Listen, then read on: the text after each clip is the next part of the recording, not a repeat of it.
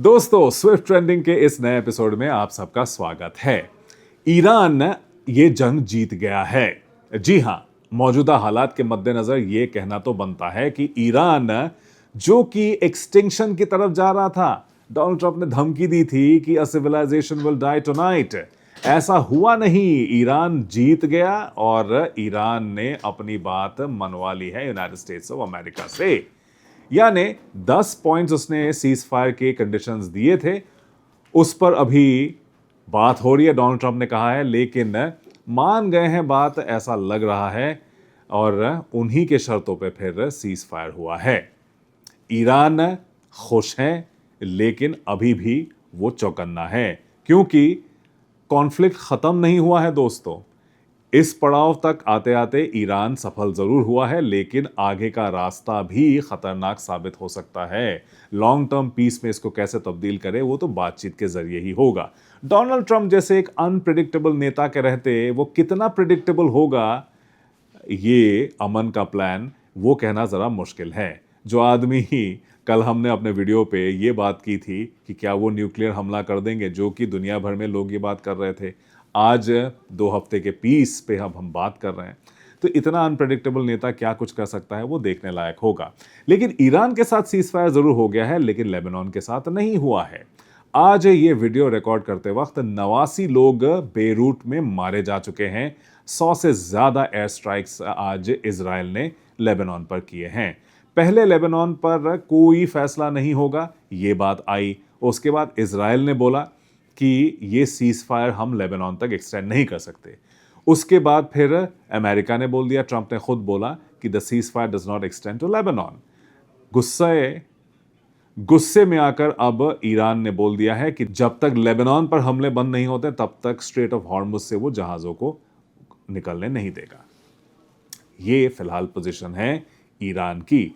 लेकिन आज दिन भर हमने देखा कि ईरान ने इसको क्वाइटली सेलिब्रेट जरूर किया। उनके अलग अलग एम्बेसीज के ट्विटर हैंडल्स पर, जो पिछले दिनों काफी मशहूर हुए डोनाल्ड ट्रंप और अमेरिका की ट्रोलिंग करने के लिए, उसने आज अपने अलग अंदाज में इस चीज को सेलिब्रेट किया। बताया कि दरअसल ईरान के कंडीशंस पर ये सीज फायर हुआ है। यानी ईरान अपना प्रोपेगेंडा बहुत अच्छी तरह से कर रहा है। इस इंफॉर्मेशन वॉरफेयर के युग में ईरान काफी बेहतर साबित हुआ है। अपने लेगो वीडियोस आप देखिएगा, बहुत बड़े दिलचस्प वीडियोस हैं। अमेरिका की खिल्ली उड़ाते हुए उसने जो कुछ भी किया है, मुझे लगता है दोस्तों आज वो काफी सफल रहा है इस मामले में। उसने अमेरिका को चित कर दिया है। अमेरिका इतना ताकतवर देश है, सारे नए हथियार है उसके पास, इसके बावजूद वो ईरान को हरा नहीं पाया, मिटा नहीं पाया। आखिरकार सिविलाइजेशनल स्ट्रेंथ भी एक कोई बात होती है दोस्तों। सिविलाइजेशनल ताकत की वजह से ईरान आज तक मैदान में मौजूद है। इजराइल आउट हो गया है डायलॉग टेबल से। इजराइल को बड़ी उम्मीद थी कि वो इस जंग में उसके जो मकासद थे कि ईरान को ख़त्म कर देना है और लेबनान पर कब्जा कर लेना है और बाकी अरब देशों को कमज़ोर कर देना है, उसमें वो सफल नहीं हो पाया। इजराइल जिसने हमला किया था शुरुआती ईरान पर, आज ना ईरान ने उसका जिक्र किया, नेतन्याहू साहब का और देश का, ना अमेरिका ने किया, ट्रंप साहब ने तो कतई नहीं किया, नेतन्याहू साहब का नाम तक नहीं लिया गया है। यानी अल्टीमेटली ये जंग अमेरिका और ईरान के दरमियान ही हुई और मध्यस्थता इसमें पाकिस्तान ने की। जो 2 लोगों का आज जिक्र हुआ ट्रंप साहब के पोस्ट मैसेज में और ईरानियन लीडरशिप के स्टेटमेंट में, वो शहबाज शरीफ पाकिस्तान के वजीर आजम और फील्ड मार्शल आसिम मुनीर उनके फौज के चीफ, इन्हीं दोनों का जिक्र हुआ है। इसीलिए आज का दिन पाकिस्तान का हुआ दोस्तों। पाकिस्तान जिसको भारत ने एक दलाल देश बोल दिया था, क्योंकि भारत इस मध्यस्थता में कहीं नहीं दिख रहा था, आज उसने अमेरिका और ईरान के बीच में सुलह करवा दिया है। उसने फट्टे चक दिए हैं, पंजाबी में बोले तो फट्टे चक दिए हैं उसने, और विश्व डिप्लोमेसी के पटल पर उसने एक बार फिर से अपने आप को एस्टैब्लिश कर लिया है। वो एक गरीब, कमज़ोर और ख़ात्मे की कगार पे खड़ा हुआ देश नहीं है, वो एक असरदार डिप्लोमेसी की काबिलियत रखने वाला एक देश है। पाकिस्तान। ये मैसेज तो कम से कम गया ही है। भारत का इसमें कोई रोल दिख नहीं रहा है, ना कोई टिप्पणी आई है। प्रधानमंत्री श्री नरेंद्र मोदी का टाइमलाइन ट्विटर पे मैं देख रहा था दोस्तों, उसमें मुद्रा लोन के बारे में बात कर रहे हैं, किसानों के बारे में बात कर रहे हैं, लेकिन इस जंग के बाबत, ईरान के बाबत, इजराइल अमेरिका के बारे में कुछ भी टिप्पणी नहीं है ना, एकदम खाली। तो ऐसा इस इतने सबसे बड़े इंटरनेशनल सिचुएशन का नदारद होना उनके ट्विटर टाइमलाइन पर, यह अपने आप में बड़ी हैरत अंगेज बात है, क्योंकि भारत बहुत बुरी तरह से शिकार हुआ था इस जंग का। अभी उम्मीद तो आई है कि एक बार फिर से तेल की आवाजाही होगी, जो एलपीजी गैस की किल्लत है वो ख़त्म हो जाएगी, लेकिन ईरान के फिर से हॉर्मुज़ स्ट्रेट पर रोक लगा देने से वो सवाल एक बार फिर से पैदा हो गए हैं, ये चिंताएं एक बार फिर से पैदा हो गई हैं। अब हमें मालूम नहीं है कि वाकई में क्या कुछ नेगोशिएट हुआ है सीज फायर प्रपोजल में। ईरान ने एग्जैक्ट क्या डिमांड्स किए हैं उसके बारे में हमें मालूम नहीं है, लेकिन मीडिया को जो मालूम पड़ा है, सूत्रों के हवाले से जो रिपोर्टिंग हो रही है, उसके बिना पे हम ये ज़रूर आपको बता सकते हैं कि ईरान चाहता है कि उस पर 1979 से जितने भी सैंक्शंस लगे उन सबको यूनाइटेड नेशंस में जाकर के भी वापस ले लिए जाएं। वो चाहता है कि यूरेनियम को एनरिच करने की इजाज़त दी जाए, यानी उसका न्यूक्लियर प्रोग्राम बरकरार रहेगा।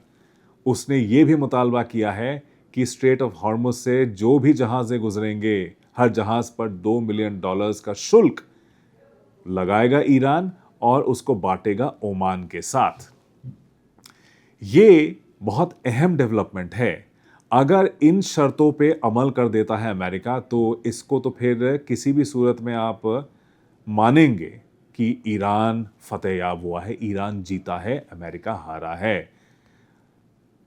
दोस्तों, इसमें भारत के बारे में क्योंकि हम बात कर रहे हैं, एक बात का बोलना बहुत ज़रूरी है। ईरान का एक ख़ास डेलीगेशन अमृतसर गया, वहाँ पर अकाल तख्त के जत्थेदार और एसजीपीसी के चीफ को उन्होंने न्योता दिया। 12 तारीख को दिल्ली में ईरान कल्चर हाउस में एक आयतुल्लाह अली ख़ामेनी मरहूम की शहादत पर एक कमेमोरेशन इवेंट होने जा रहा है। उस पर शिरकत करने के लिए पंजाब के इन 2 अहम दीनी लीडर्स को बुलाया गया है। पंजाब के साथ, पंजाबियों के साथ, ख़ासतौर पर सिखों के साथ ईरानियंस ने अपनी साझेदारी का ऐलान किया है। उन्होंने कहा है कि सैक्रिफाइस के मामले में हम मुसलमान और सिखों में कोई फ़र्क नहीं है। ये उस दिन हुआ है जब गुरु तेग बहादुर का प्रकाश पर्व मनाया जा रहा था। तो ईरान भारत में भी लोगों के साथ साझेदारियां कर रहा है, भारत के लोगों के साथ बहुत लगाव है।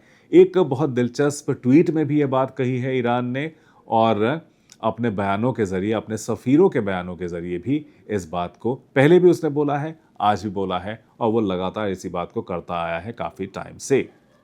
तो क्या भारत के लोग, उनकी सरकार कुछ भी करे, लेकिन क्या भारत के लोग ईरान के साथ खड़े रहेंगे? ये अब एक ऐसा सवाल है जिसका जवाब हमें आने वाले टाइम में हमको देखने को मिल सकता है। इस जंग के बाबत जो भी अपडेट्स होंगे दोस्तों, हम लगातार आप तक ये पहुंचाते रहेंगे। आप स्विफ्ट ट्रेंडिंग देखते रहिएगा। हर शाम 6 बजे मैं आपके सामने हाजिर हो जाऊंगा। आज के लिए दीजिए इजाज़त दोस्तों, कल फिर से एक बार आपके सामने हाजिर हो जाऊंगा। अपना बहुत ख्याल रखिएगा। हमें लाइक और सब्सक्राइब करना ना भूलें। हमारे वीडियोस को ज़्यादा से ज़्यादा शेयर भी करें दोस्तों। अपना ख्याल रखिए।